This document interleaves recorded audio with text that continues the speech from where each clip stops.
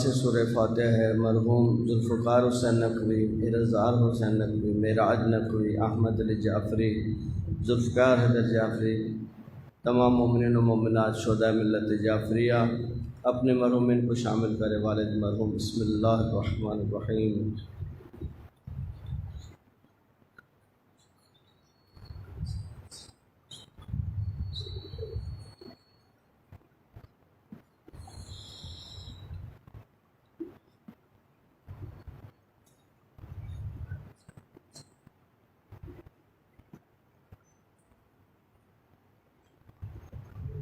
ماشاء اللہ، لا حول ولا قوة الا باللہ العلی العظیم۔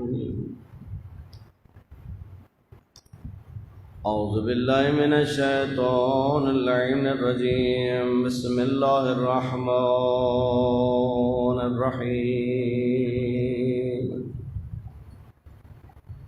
الحمدللہ رب العالمین باری الخلائق اجمعین، ثم الصلاة والسلام علی سیدنا و نبینا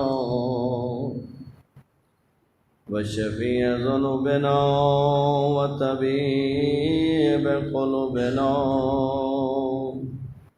حبیبنا و حبیب الہ العالمین ابی القاسم محمد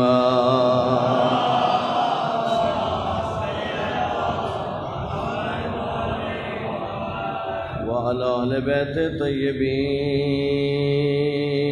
الطاہرین المعصومین المنتجبین المنتخبین،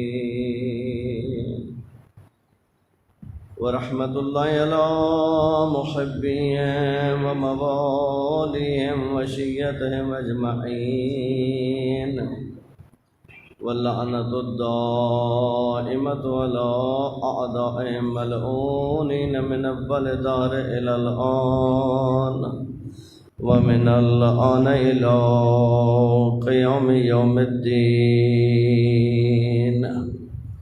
اما بعد فقد قال الحکیم فی محکم کتابہ وقوله الحق وهو اصدق القائلین۔ بسم اللہ الرحمن الرحیم، وقلیل من عبادی الشکور۔ بلند صلوات۔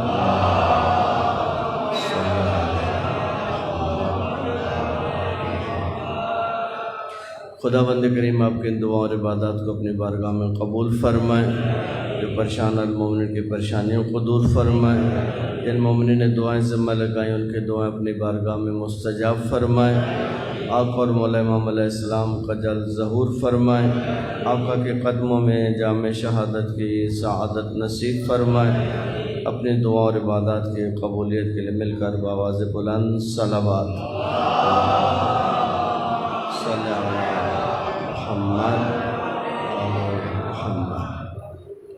محترم و معزز سامعین، جس آیت شریفہ کو آپ کی خدمت میں تلاوت کیا، اگر قرآن کی اس آیت پہ توجہ جائے، یہ بہت انسان کو بیدار کرنے والی آیت ہے۔ قرآن سارا بیدار کرنے کے لیے آیا ہے۔ اللہ تعالیٰ اس آیت میں گویا ایک شکوے کا انداز یا انتہائی حقیقت پہ مبنی دونوں صورتیں ہیں۔ اللہ فرماتا ہے قلیل من عبادی الشکور، میرے بندوں میں سے بہت کم ہیں جو شکر بجا لاتے ہیں۔ یہ واقعاً عجیب مرحلہ فکر ہے۔ دیکھیں، ہم آل بیت علیہ السلام سے عشق رکھتے ہیں، ہم آل بیت علیہ السلام سے محبت رکھتے ہیں، لیکن جو آل بیت علیہ السلام کی تعلیمات ہیں جو ان کے پیغامات ہیں. دیکھیں ہمارے گھر میں اربوں خربوں سے زیادہ، یعنی اربوں خربوں میں نہیں گنا جا سکتا ان چیزوں کو. اہل بیت کی تعلیمات کو کیا گنے گئے، تو صرف سمجھانے کی بات ہوتی ہے. اگر میں کسی کو آپ کے گھر میں 1 خرب روپے پڑا ہوا تو کہ کہاں پڑا ہوا ابھی، کہ ہم مادی چیزوں سے مانوس ہیں. صحیفہ سجادیہ کی ایک دعا کے متعلق ایران کے ایک عالم کہتے ہیں کہ اس ایک دعا پر 80 تھیسز لکھے جا سکتے ہیں. ایک دعا پر. جو بچے کالج یونیورسٹی سے آشنا ہیں ان کو معلوم ہے کہ تھیسز کا کیا مطلب ہوتا ہے، کہ ایک انسان ایک موضوع کو پکڑتا ہے اور اس کی گہرائی میں جاتا ہے اور تہہ تک جاتا ہے کہ بات کیا ہے، اصل بات کیا ہے، اور اس کی زندگی خرچ ہوتی ہے، تب جا کے وہ ایک موضوع پہ کام کر سکتا ہے. یعنی 80 لوگ اپنی زندگیاں خرچ کریں تو امام سجاد علیہ السلام کی ایک دعا کو سمجھنے کی کوشش کر سکیں گے. ایک دعا. دیکھیں ہم دعا کی کتاب جب کہتے ہیں تو ہمارے تصور آتا ہے کہ دعا کیا ہوگی، دعا کتنی دعائیں کر لی امام نے.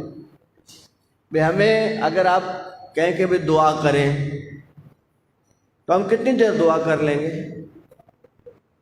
اب مثلا مجھے کہ جو مولانا جن کا ہر وقت کام ہی دعا پڑھنا کرنا، آپ کے مولانا شروع کریں تھوڑی سی دیر دعا کریں تو میں نہیں سمجھتا کہ 3 سے 4 منٹ اوپر ہم جا سکیں.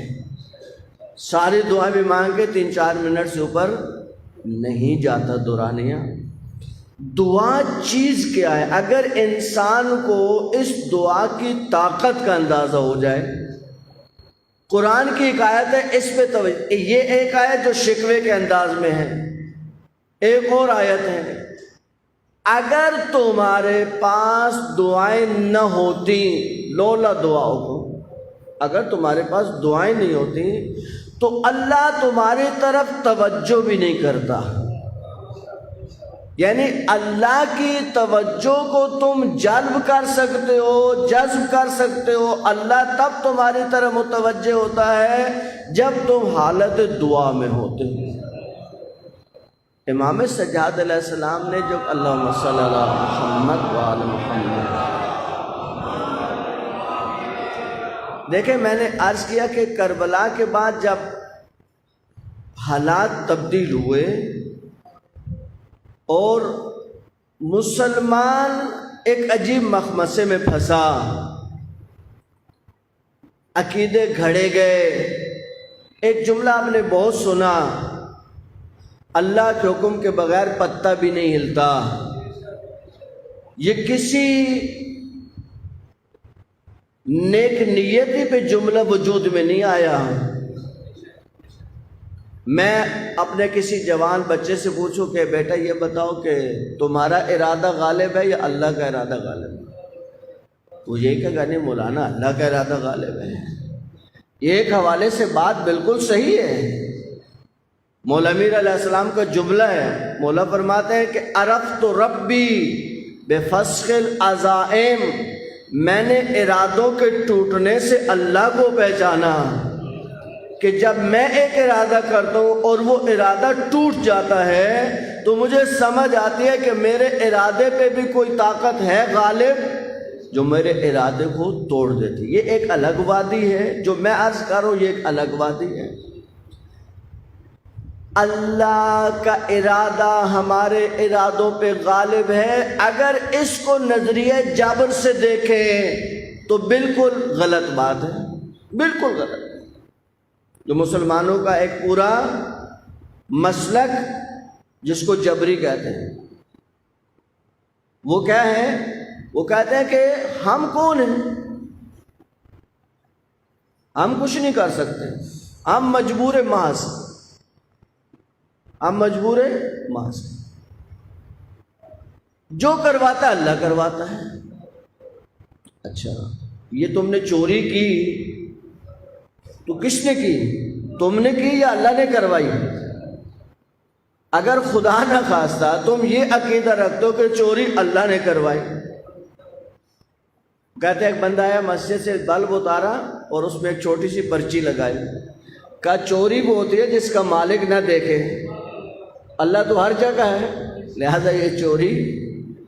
اب لوگوں کے اپنے فلسفے ہیں، دماغ ہیں لوگوں کے۔ کہا کہ اگر یہ سمجھو کہ یہ کام تمہارا نہیں ہے تو اس کام پہ جزا سزا کا تصور کیسے پیدا ہو سکتا ہے؟ دیکھیں، جزا اور سزا کا تصور جو آل بیت کی دعاؤں سے آپ کو ملے گا۔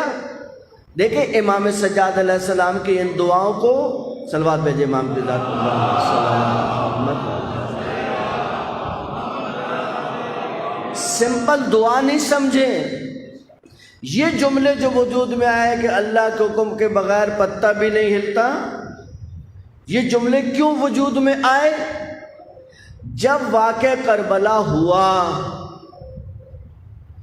واقعہ کربلا میں ایک شخص تھا جس کو یزیدی حکومت نے باقاعدہ پروف کیا تھا، لکھ کے دیا تھا کہ ہم تمہیں شہر رے کی گورنری دیں گے، اور وہ تھا عمر سعد۔ یعنی باقاعدہ جس کو ان ریٹن پروف کیا گیا وہ فقط عمر سعد، باقی اسے زبانی وعدے تھے جس طرح ہماری آج کی حکومتیں کرتی ہیں۔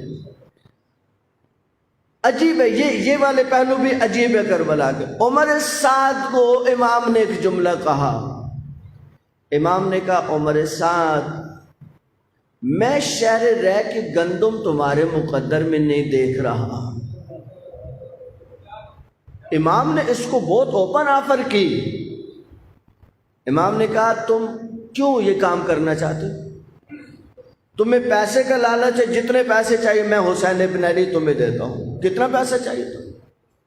اگر تمہیں کسی باغ کا لالچ ہے تو میرے بابا کے بہت خوبصورت باغ ہے مدینہ کے باہر، جو باغ بھی کہو میں تمہیں دینے کو تیار ہوں۔ اگر گھر چاہیے تمہیں، میں جنت میں گھر دینے کو تیار ہوں، میں مالک جنت ہوں۔ اس سے زیادہ کوئی بدبخت انسان دنیا میں نہیں پیدا ہوگا جس کو مولا اتنی کھلی آفر دے اور وہ اس بات کو قبول نہ کرے۔ کس چکر میں؟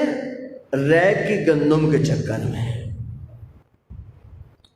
اب عمر سعد کو جب پہلی دفعہ آفر ہوئی تو میں نے کل عرض کیا کہ یہ بگڑ گیا، اور اس نے ابن زیاد کو کہا کہ تو مجھ سے ایسی توقع رکھتا ہے، میں یہ کام کروں گا۔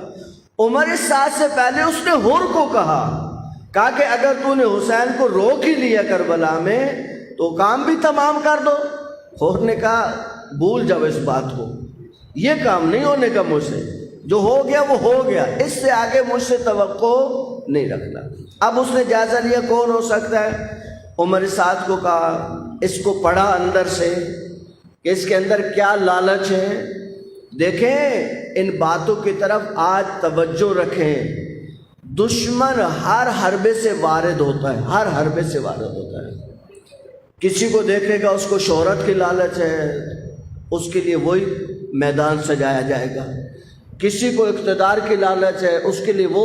دیکھیں یہ چیزیں اتنی آسان نہیں ہیں۔ عمر سعد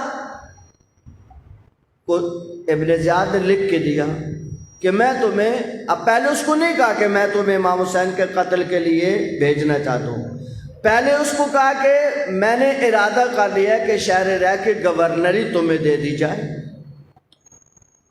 اس نے کہا ٹھیک ہے۔ اب اس کے دل میں لڈو پھوٹنے لگے، اس نے کہا تم تیاری پکڑو۔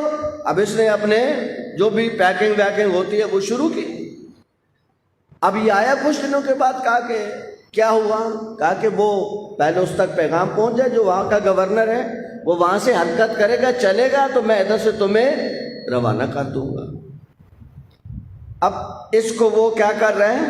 تیار کر رہے ہیں کہ یہ آ جائے اس لالچ میں۔ جب پھنس گیا اس میں، پھر اس کو بلایا اور کہا دیکھو میں، اس نے کہا دیکھو یہ نہیں ہو سکتا۔ اس کے باوجود، ابھی وہ لکھ کے دے چکا ہے، اس کے باوجود یہ نہیں مانا اس کی بات کو۔ اس نے کہا سوچ لو، سوچ لو، میں تمہیں مجبور نہیں کرتا، سوچو۔ سوچنے کا ٹائم دیا، واپس آ کر نہیں میں یہ کام نہیں کر سکتا ہوں۔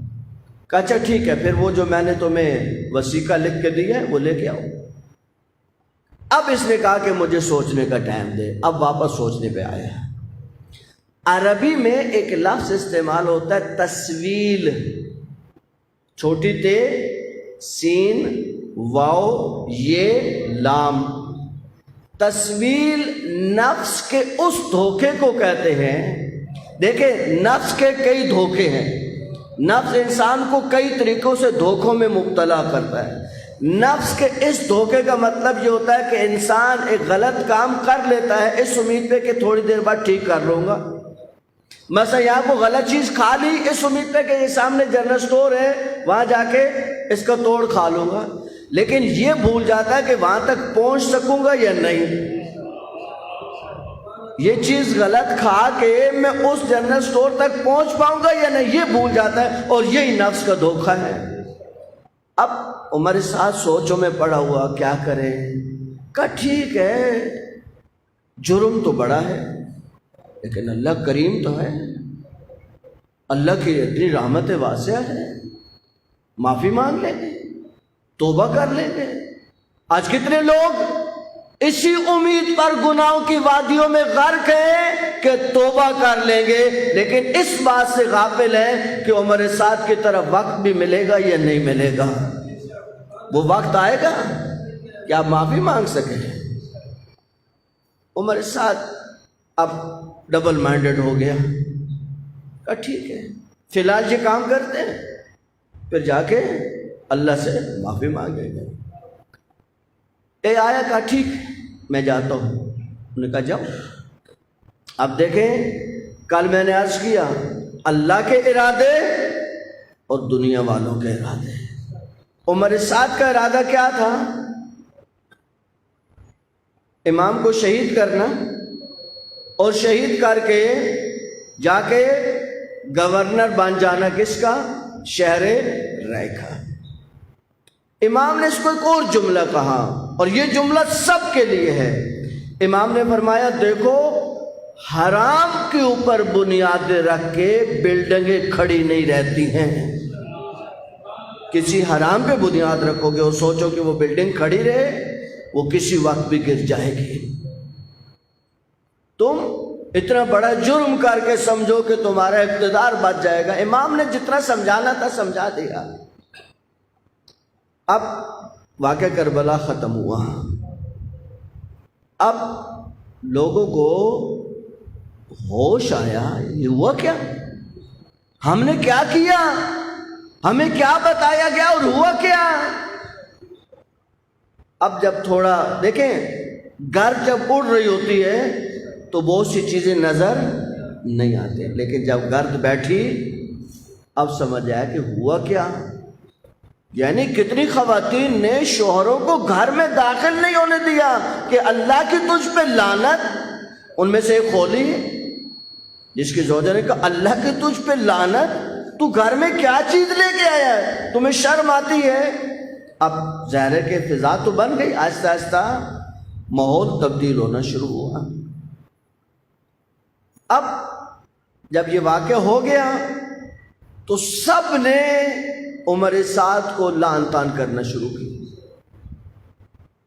اب آسان تھوڑی تھا قتل حسین کو ہضم کر جانا، کوئی آسان بات تھوڑی تھی۔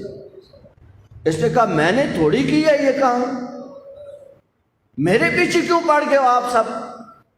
مجھے ابن زیاد نے حکم دیا تھا، میں اس کے حکم پہ گیا ہوں۔ اب لوگ ابن زیاد کی طرف دوڑے، تو نے یہ کیا کیا؟ اس نے کہا میں نے تھوڑی کیا، عمر سعد نے کیا ہے۔ اب وہ جان چھڑاتا ہے عمر سعد پہ ڈالتا، عمر سعد جان چھڑاتا ابن زیاد پہ ڈالتا ہے۔ اب جب ابن زیاد نے دیکھا کہ ماحول بہت خراب ہو گیا اور سارے لوگ میرے خلاف جا رہے ہیں، اس نے اس کو بلایا، کہا کہ وہ وثیقہ لے کے آؤ، میں اس میں کچھ امینڈمنٹ کرنا چاہتا ہوں، کچھ تبدیلیاں، کچھ اختیارات تمہارے بڑھانا چاہتے، جو بھی لالچ دیا اس کو بلا لیا۔ اس کو وہ لے کے آیا، اس نے اس کے سامنے اس کاغذ کے پرزے کیے، عمر سعد کے سامنے اس کاغذ کے پرزے کی اور کہا بدبخت، میں نے تجھے اس لیے کربلا بھیجا تھا کہ تو حسین سے مذاکرات کرے، وہاں پہ حسین مولا سے باتیں کرے وہاں جا کے، اور پھر تو مجھے یہاں پہ آ کے بدنام کر رہے لوگوں کہ میں نے یہ کام کیا ہے۔ اس وقت کہتے ہیں کہ ابن عمر سعد نے یہ جملہ کہا خسرت دنیا والآخرہ، دنیا بھی ہاتھ سے گئی اور آخرت بھی ہاتھ سے گئی۔ اب دیکھیں اللہ کیسے انتقام لیتا ہے۔ یہ تو شہر رائے کے گورنری سے تو معلوم ہی ہوگی، ادھر سے تو فارغ ہو گیا، امام کی وہ بات ثابت ہو گئی کہ شہر رائے کے گندم میں تمہارے مقدر میں نہیں دیکھ رہا۔ لیکن دیکھو عزیزو جی، اللہ کا عجیب لطف ہے، وہ شہر جس کے لالچ میں امام کو شہید کیا گیا، اسی شہر رے میں اللہ نے حسین کے ایسے عزادار پیدا کیے۔ آپ جائیے ایران، کبھی ایران جانا ہو ان دنوں میں، یعنی ایام عزا میں، خصوصاً پہلے عشرے میں، مجھے یہ بات ایک بہت بزرگ عالم کی زبان سے میں نے سنی جو انتہائی یقین کے ساتھ میں نقل کر سکتا ہوں۔ ظاہراً آغا انصاریان نے کسی مجلس میں یہ ذکر کیا کہ کربلا سے کچھ لوگ پہلے عشرے میں شہر رے میں اس لیے آتے ہیں کہ یہاں پر حسین پہ سب سے زیادہ گریہ ہوتا ہے۔ جس شہر کے لالچ میں آقا حسین کو شہید کیا گیا، اسی شہر میں اللہ نے حسین کے ایسے عزادار پیدا کر دیے جن کی تاریخ نظیر ڈھونڈ کے نہیں لا سکتی ہے۔ عمر سعد کا یہ انجام تو ادھر سے ہوا، اب یہ مختار کے ساتھ اس کی رشتہ داری ہے، ادھر مختار اقتدار پہ آ گیا ہے۔ اب اس نے دیکھا کہ مختار چھوڑے گا تو نہیں ہمیں، اتنا تو ان کو، لیکن عربوں میں ایک رسم ہے، ایک مطلب ان کا کلچر ہے، وہ کیا ہے، امان نامہ۔ مثلا اگر آپ پہ کوئی دشمن حملہ کرنا چاہتا ہے تو آپ قبیلے کے سردار کے پاس جاتے ہیں، کہتے ہیں مجھے پناہ چاہیے، مجھے امان چاہیے۔ اگر وہ آپ کو امان دے دیتا ہے تو پھر آپ کے لیے وہ لڑے گا بھی صحیح، کیونکہ ان کے کلچر کا ایسا کہ بھئی یہ میرا مہمان ہے، میں اس کو امان دے چکا ہوں، اب اس کو آپ ہاتھ لگاؤ گے تو گویا ہمارے اوپر حملہ کیا۔ ایک کلچر ہے عربوں میں۔ عمر سعد نے اس کلچر سے فائدہ اٹھاتے ہوئے یہ آیا مختار کے پاس، رشتہ داری بھی ہے، کہا کہ مجھے امان چاہیے۔ اب مختار محب اہل بیت نہیں ہے فقط، بہت دور راس انسان، بہت گہرا انسان، بہت سمجھدار انسان۔ یہ میرے مولا کے جملے ہیں، المؤمن قیس، مومن ذہین ہوتا ہے، مومن سمجھدار ہوتا ہے، مومن دور اندیش ہوتا ہے، مومن بے وقوف نہیں ہوتا۔ بہت سے لوگ کہتے ہیں ہمیں فلاں نے بے وقوف بنا لیا، تو پھر آپ اپنے ایمان پہ تھوڑا غور کریں، اگر آپ کا ایمان مضبوط ہوتا تو آپ کو بے وقوف نہیں بنایا جا سکتا، کیونکہ یہ مولا کا جملہ، مولا کے جملے کو چیلنج نہیں کیا جا سکتا۔ مولا فرماتا ہے المؤمن قیس، اگر مومن ہے تو ذہین بھی ہوگا، مومن ہے تو سمجھدار بھی ہوگا۔ اگر تیرے اندر ذہانت کی کمی ہے، سمجھداری کی کمی ہے، تو یہ تھے میرے مولا کے جملے۔ آپ بھر کے جملہ کہتے تھے کہ ذہین ملتا ہے تو دیندار نہیں ہوتا، دیندار ہوتا ہے تو ذہین نہیں ہوتا۔ عجیب مصیبت ہے اس دنیا میں۔ مختار بہت سمجھدار ہے، اب وہ یہ نہیں چاہتا کہ جو ایک عرب کا کلچر ہے اس کو بھی فالو نہ کرے، ظاہری اس کی رشتہ داری ہے، رشتہ داری کا اس کو اتنا مسئلہ نہیں ہے۔ اس نے کہا ٹھیک ہے، اس نے لکھا میں تمہیں امان دیتا ہوں جب تک تم سے کوئی حدث سرزاد نہ ہو۔ اب یہ کلمہ حدث جس کے لیے اردو میں بہترین لفظ ہے حادثہ، کہتے حادثہ ہو گیا، فلاں حادثہ ہو گیا۔ اس نے حدث سے مراد یہ لیا تو کوئی نیا کام کروں، کوئی نئی کاروائی کروں، تو کہا وہ تو نہیں کریں گے، اب کیا رہ گیا تھا کرنے کے لیے؟ کچھ بھی نہیں رہتا۔ کہا جب تک تم سے کوئی حدث سرزد نہیں ہوگا اس وقت تک میں تمہیں امان دیتا ہوں۔ یہ حدث اس نے مراد لیا، مختار نے حدث سے مراد حدث فقہی لیا۔ فقہ میں حدث کا مطلب ہوتا ہے، عربی میں جو توضیح المسائل ہے اس میں لکھا ہوتا ہے محدثات الوضو، وضو کے اسباب، وہ کون سی چیزیں ہیں جن سے وضو کرنا لازم ہو جاتا ہے۔ مثلا سونا، اگر آپ کو نیند آ جائے سو جائے تو وضو ٹوٹ جاتا ہے، تو یہ حدث ہے وضو کے لیے۔ سونا حدث ہے کس کے لیے؟ وضو کے لیے، محدثات الوضو کہتے ہیں اس کو۔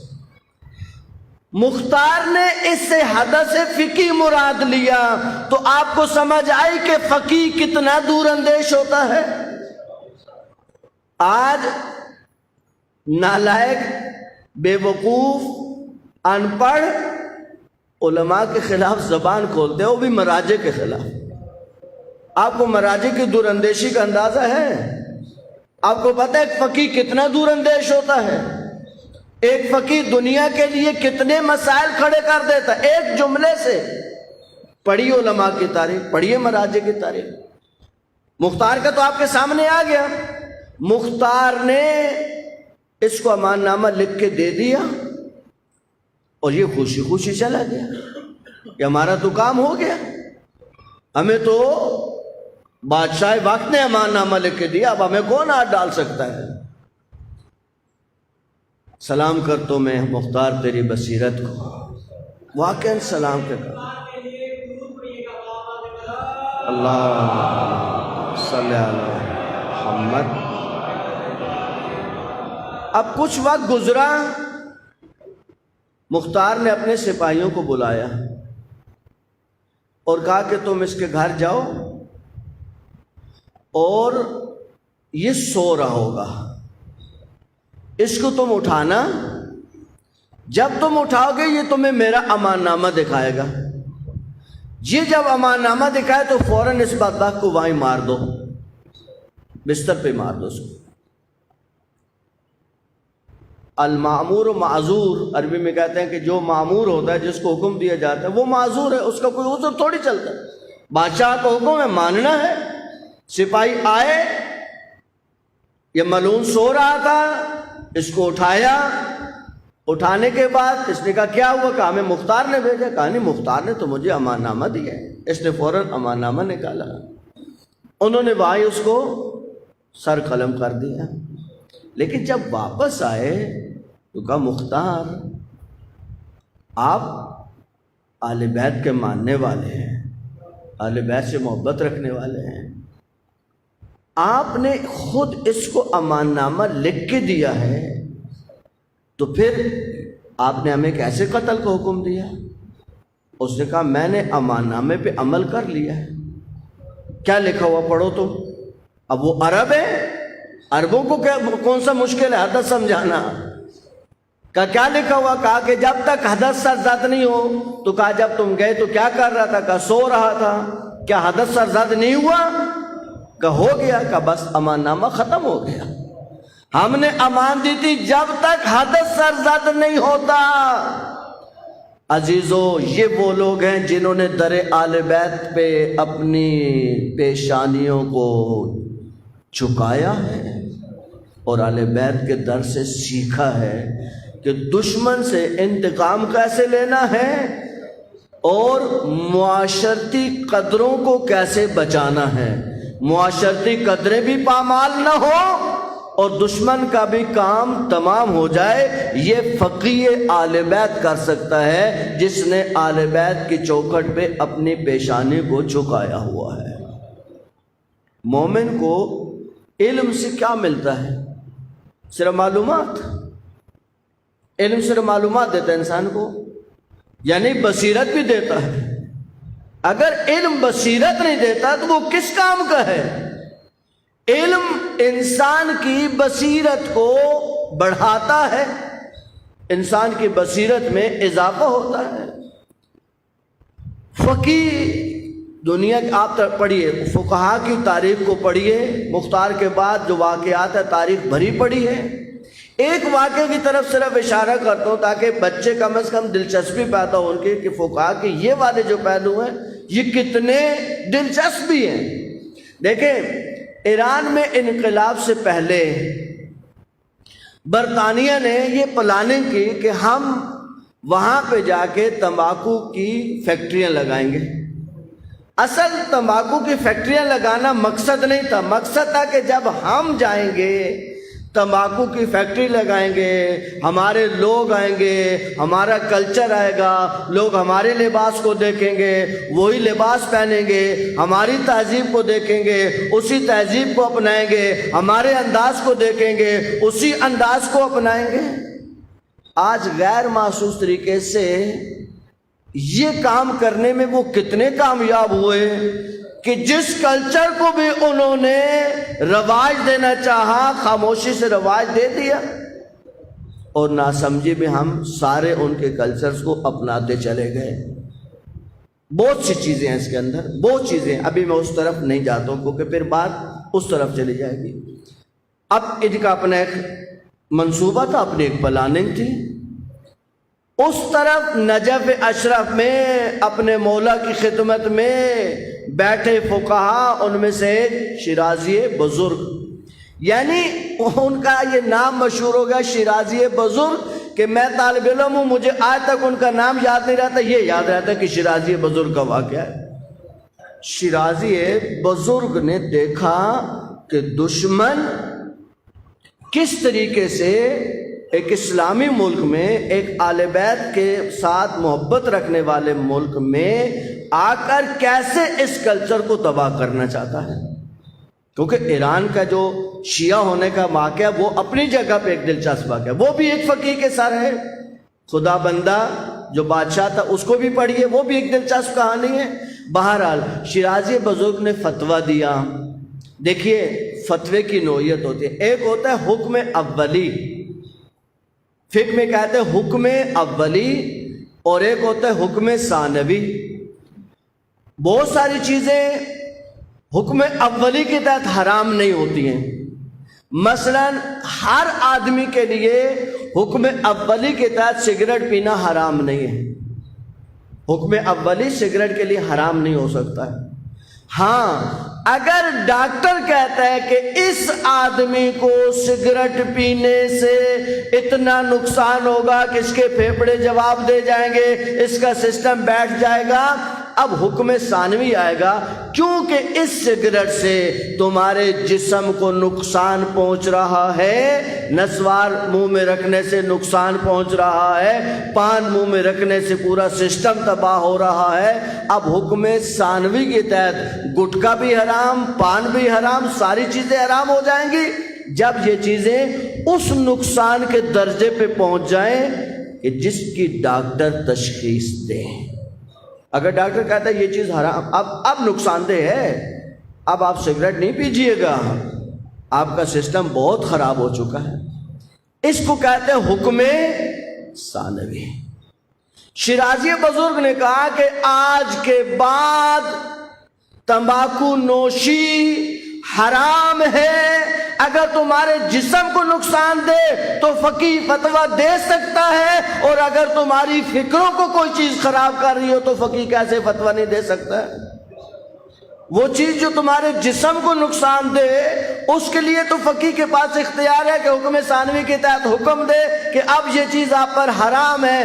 اب شیرازی بزرگ کی بابصیرت نگاہوں نے دیکھا کہ یہ منحوس صرف جو ہے وہ تمباکو نہیں لے کے آ رہے، تمباکو کی فیکٹریاں نہیں لے کے آ رہے، یہ اپنا پورا کلچر لے کے آ رہے ہیں، یہاں پر آ کر یہ اپنا گندا کلچر جو ہے وہ پھیلانا چاہتے ہیں اور مسلمانوں کی، شیعوں کی نسلوں کو تباہ کرنا چاہتے ہیں کہ آج کے بعد تمباکو نوشی حرام ہے، گویا آج کے بعد سگریٹ پینا، حقہ پینا، تمباکو کے کوئی بھی قسم اپنے وقت کے امام کے ساتھ جنگ کے مترادف ہے۔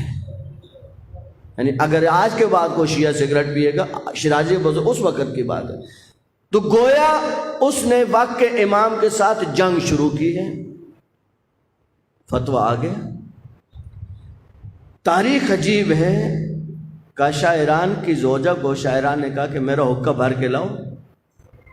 انہوں نے کہا میں معذرت چاہتی ہوں، میں حقہ نہیں بھر سکتی ہوں۔ انہوں نے کہا کیا ہوا؟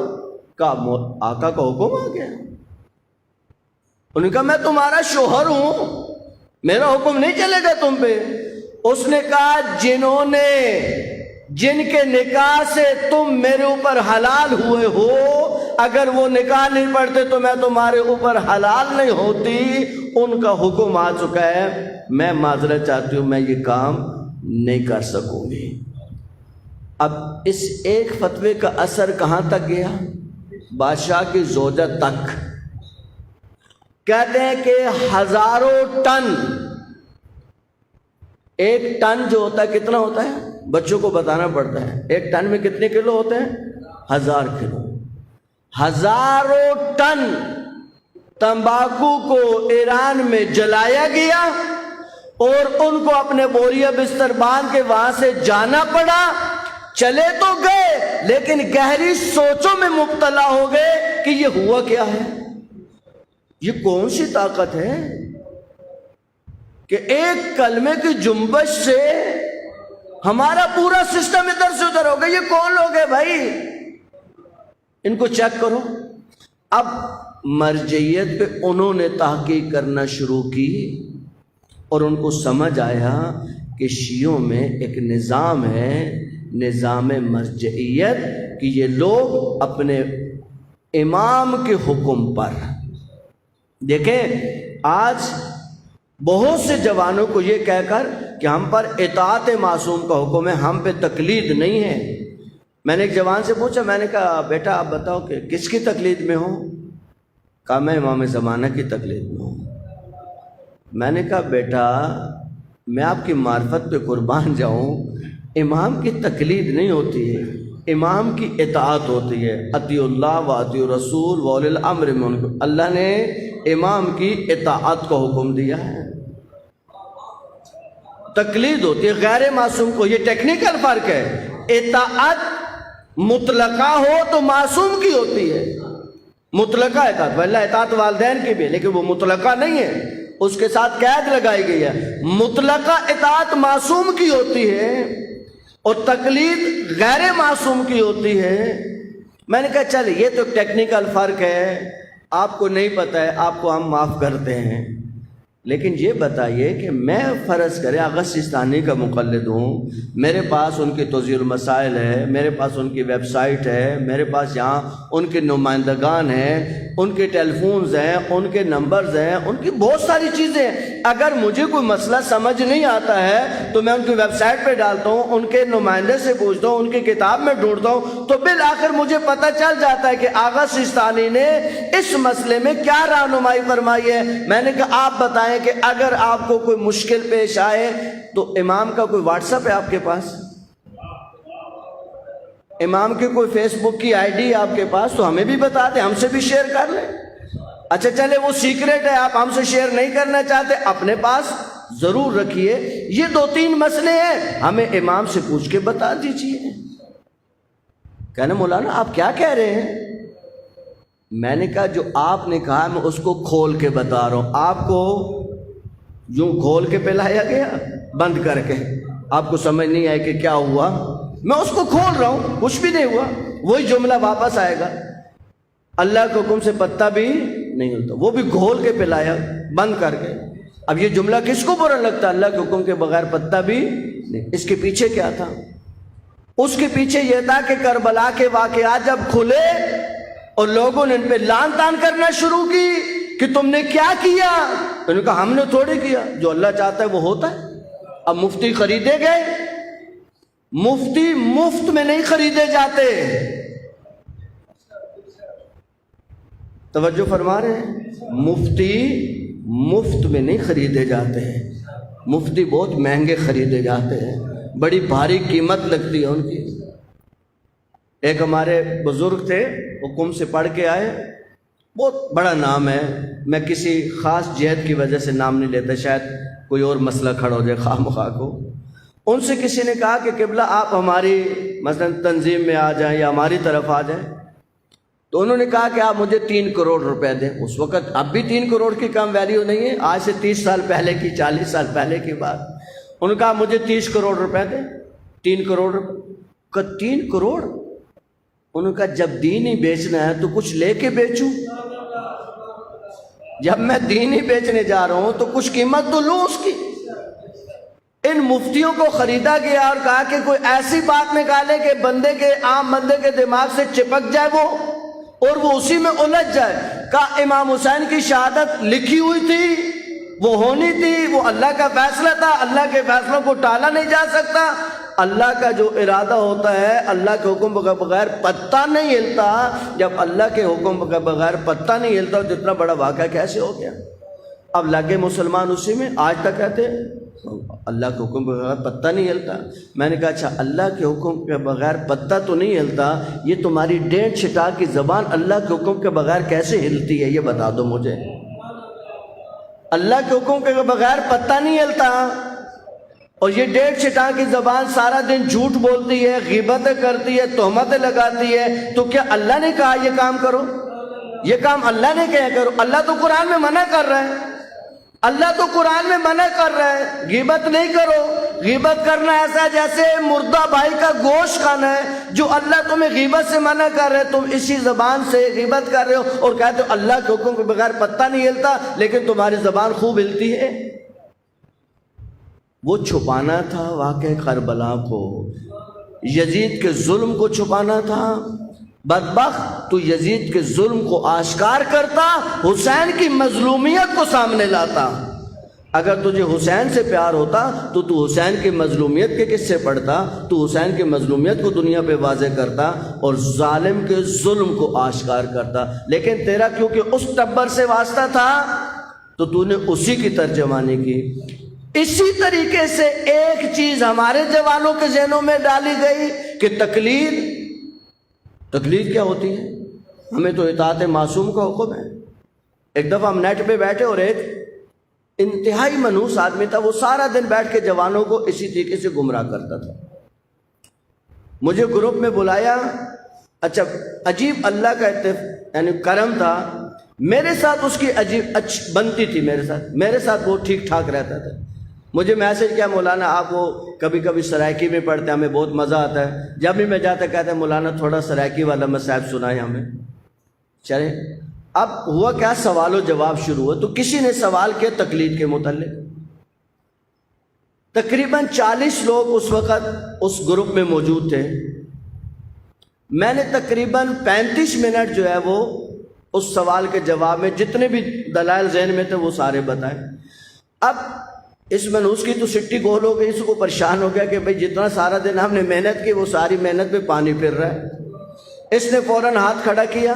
مجھے ایڈمن نے کہا کہ مولانا یہ بہت منحوس آدمی ہے، یہ آپ کی ساری محنت پہ پانی پھیرے گا، اگر آپ چاہیں تو میں اس کو ڈانٹ لگا دے تو یہ بول نہیں سکے گا. میں نے کہا نہیں، اس کو آنے دو بولنے دو، کیا بولے گا، کیا کہے گا، چھوڑ دو اس کو، دیکھتے ہیں کیا ہوتا ہے. اس نے کہا چلو. اس نے کہا ابھی کیا سوال ہے بولو. کہا کہ مولانا آپ نے بہت اچھی باتیں کی ہیں اور ہمیں ظاہر ہے کہ آپ مولانا ہیں یہ وہ. پہلے تو ہمیں اس نے تھوڑا مکھن لگایا، پھر کہنے لگا کہ دیکھیں قبلہ بات یہ ہے، ہمیں تو اطاعت معصوم کو حکم دیا گیا ہے نا، ہم اس تقلید کے جنجال سے نکل کے کب اطاعت کے دائرے میں آئیں گے. اب جملہ سنیں گے، اس کا جملہ یاد رکھیں، ہم کب اطاعت کے دائرے میں جائیں گے تقلید کے جنجال سے نکل کر. میں نے کہا دیکھو ہم معصوم کی اطاعت میں رہ کر تقلید کر رہے ہیں، ہمیں تو معصوم کی اطاعت نصیب ہو چکی ہے، تمہیں کب نصیب ہوگی مجھے نہیں پتا ہے. میں نے کہا ہم تقلید بھی معصوم کے حکم پہ کرتے ہیں، یہ کس نے تمہیں کہا ہے؟ یہ کون سی اپروچ ہے تمہاری؟ کیوں لوگوں کو غلط رائے دیتے ہو؟ کیوں لوگوں کو گمراہ کرتے ہو؟ کہتے تقلید نہیں کرنی چاہیے. آیت اللہ کل الغربی کا یہ جملہ سونے کے پانی سے لکھنے کے برابر ہے. انہوں نے کہا تقلید تو ہوگی، فیصلہ کر لو عالم کی کرنی ہے یا جاہل کی کرنی ہے. یہ جو کہتے ہیں تقلید نہیں کرنی چاہیے، یہ خود کسی کی تقلید میں جاتا ہے، اس جاہل کی بات کو مانتا ہے اور کہتا ہے تقلید نہیں کرنی چاہیے.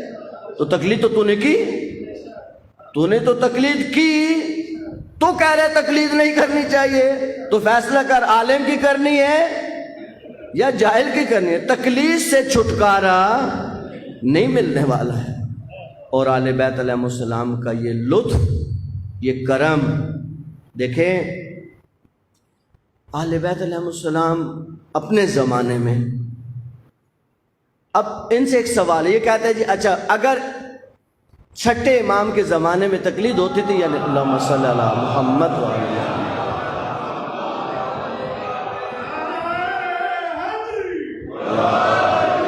ان سے پوچھا کہ چھٹے امام کے زمانے میں تقلید ہوتی تھی یا نہیں ہوتی تھی؟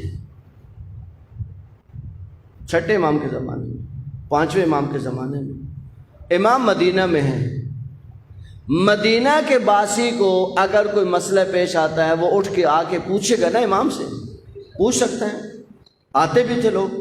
لیکن جو لوگ اس وقت بصرہ میں رہتے تھے وہ کس سے پوچھتے تھے؟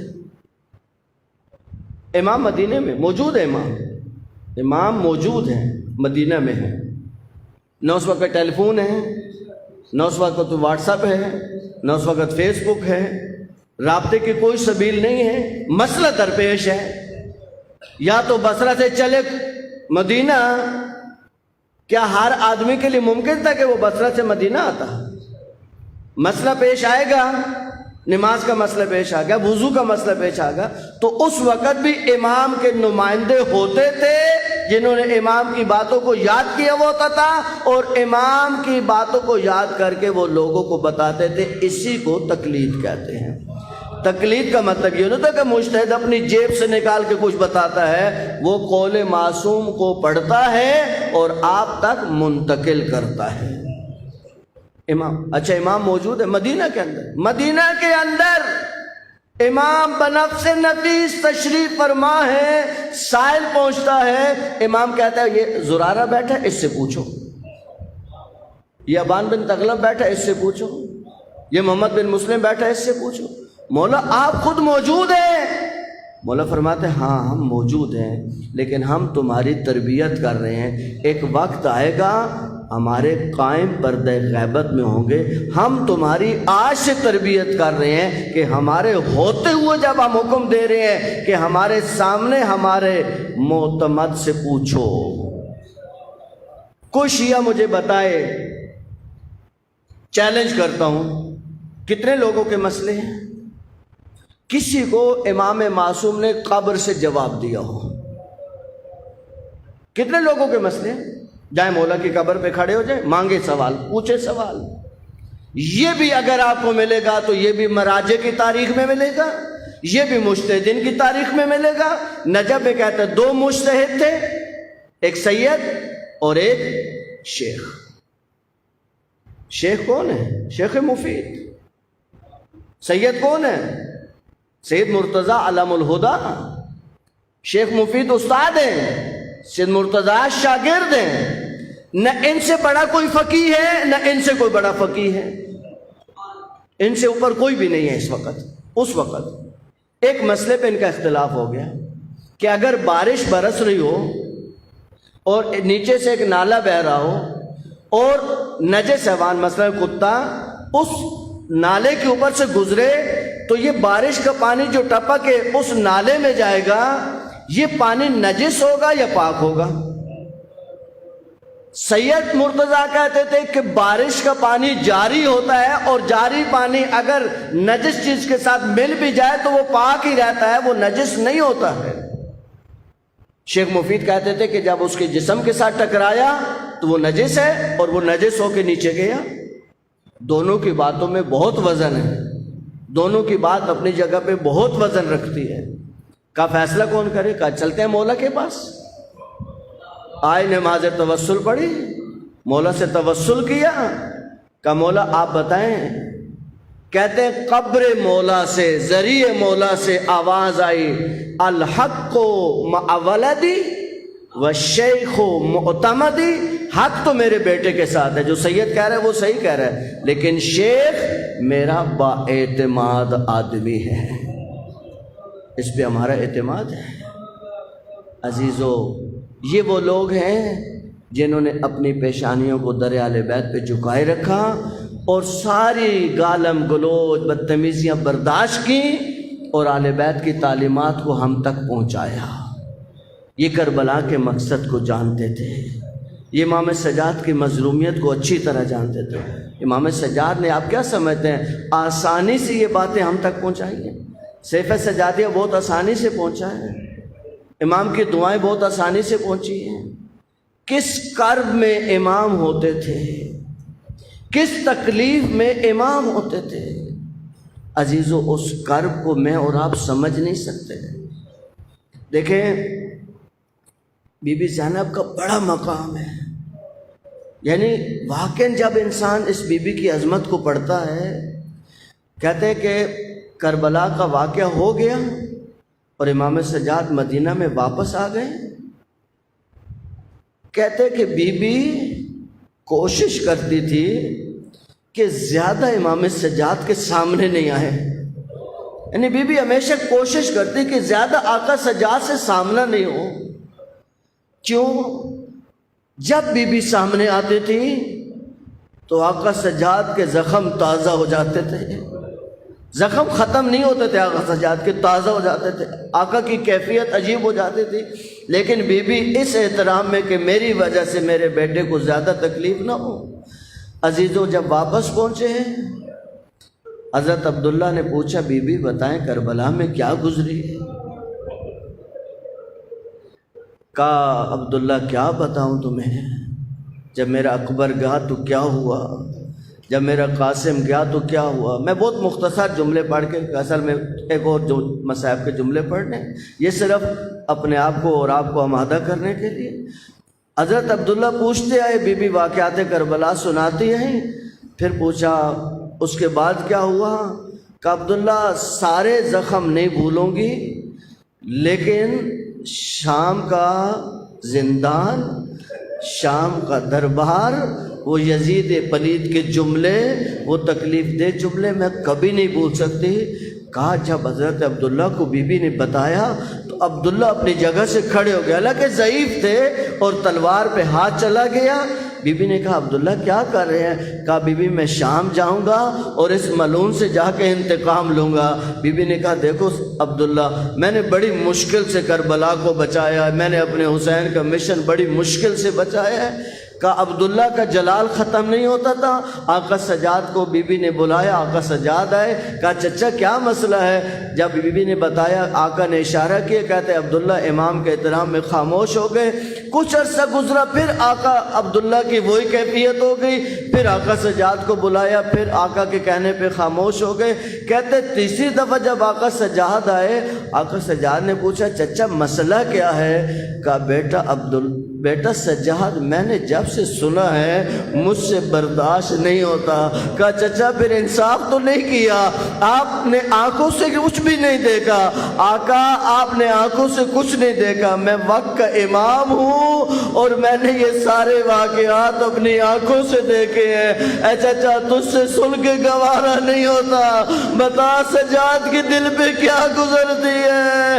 آؤ عزیزو، السلام علیک یا ابا عبداللہ وعلی الارواح التي خلت بنوئك علیک منی سلام اللہ ابدا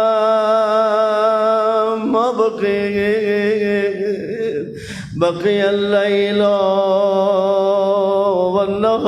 والنهار ولا جعل الله آخر العهد مني لزيارتكم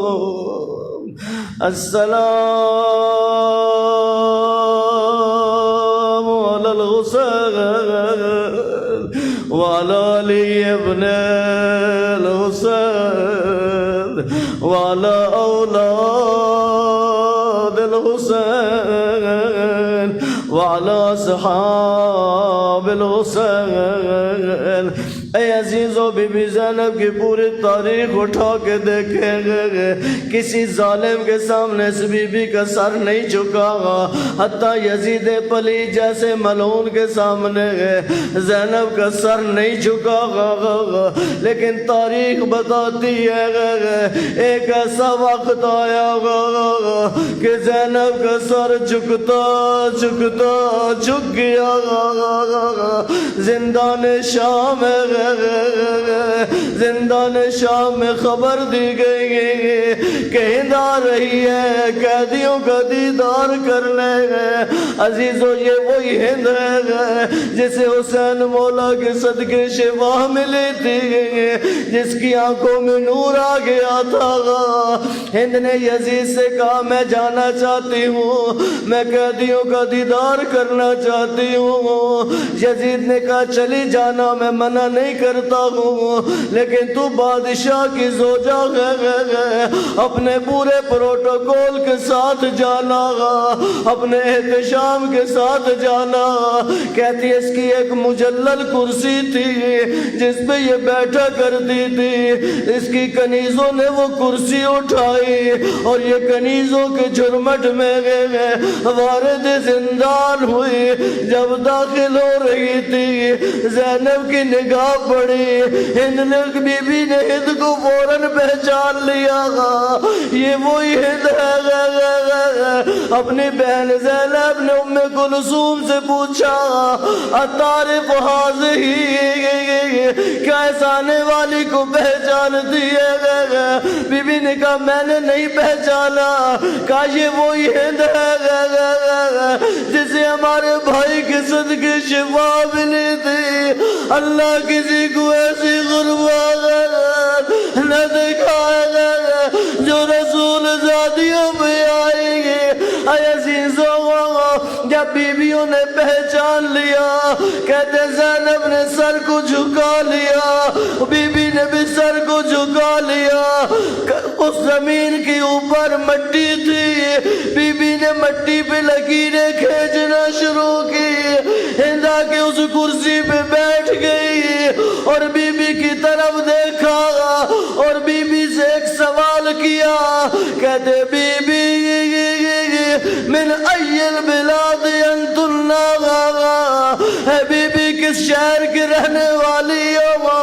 اے بی بی کس علاقے سے تعلق ہے؟ زینب نے سر جھکا کے کہا نحن من المدینہ،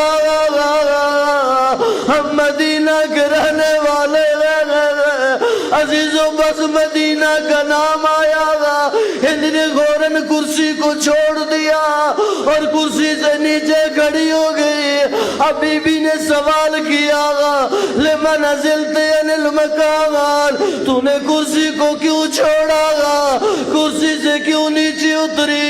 کہتی ہے اجلالا و اکراما لمن سکن اہل مدینہ، مدینہ میں رہنے والوں کی عزت کی خاطر، مدینہ میں رہنے والوں کے احترام کی خاطر۔ کہتی ہے بی بی اگر تو مدینہ سے آئی ہے، میری مدینہ سے بڑی یادیں ہیں، اپنا سارا واقعہ سنایا گا اور کہنے لگی بی بی کیا کبھی محلے بنی ہاشم میں جانا ہوا گا؟ بی بی کہتی ہم اسی محلے سے ہیں۔ کہتی اچھا اگر آپ اسی محلے سے ہیں تو مجھے یہ بتائیں حسین کو جانتی ہے؟ حسین کا ایک چھوٹا سا بچہ تھا علی زین العابدین، کہ ان کو بھی جانتی ہے؟ حسین کا ایک بھائی تھا عباس علمدار، کہ ان کو بھی جانتی ہے؟ اور آخر میں پوچھا گا بی بی میری مرشد زادی وہاں رہتی ہے، اس کا نام زینب ہے، کہ ان کو بھی جانتی ہے؟ عزیزو اب تک تو بی بی نے صبر کیا، اب بی بی نے جلال سے سر کو اٹھایا، کہیں اگر نہ پہچانے تو تو حق رکھتی ہے جس کے بھائی مارے جائے گے، جو قیدن بن جائے گے، اہد اگر پہچان سکے انہوں کے نیزہ پہ جو قرآن بیان پڑھتا رہا وہ تیرا آقا حسین ہے، وہ گھوڑے کی گردن میں جو سر لٹک رہا ہے وہ تیرا مولا عباس ہے، اور وہ جو توق اور بیڑیوں میں پابند ہے وہ تیرا وقع امام سجاد ہے، اور اگر پہچان سکے تمہیں تیری مرشد ذاتی زینب ہند نے پیٹنا شروع کیا اور کہتی تھی اللہ کاش مجھے آنکھیں نہ ملتی، اے اللہ کاش میں اندھی کی اندھی رہتی، اے کاش میں یہ منظر نہ دیکھتی۔ اب دوڑی یزید کے دربار کی طرف، چادر سر سے اتری ہوئی، یزید نے زوجہ کو دیکھا، اپنی عبا کو اتارا اور فوراً اس کے اوپر پھینکا اور کہا تو کیوں ادھر چلی آئی؟ کہا تجھ پہ اللہ کی لعنت، تجھے میرے پردے کا خیال ہے، اور وہ رسول کی بیٹیاں، وہ زہرا کی بیٹیاں جو رات کے عالم میں نانا کی قبر پہ جاتی۔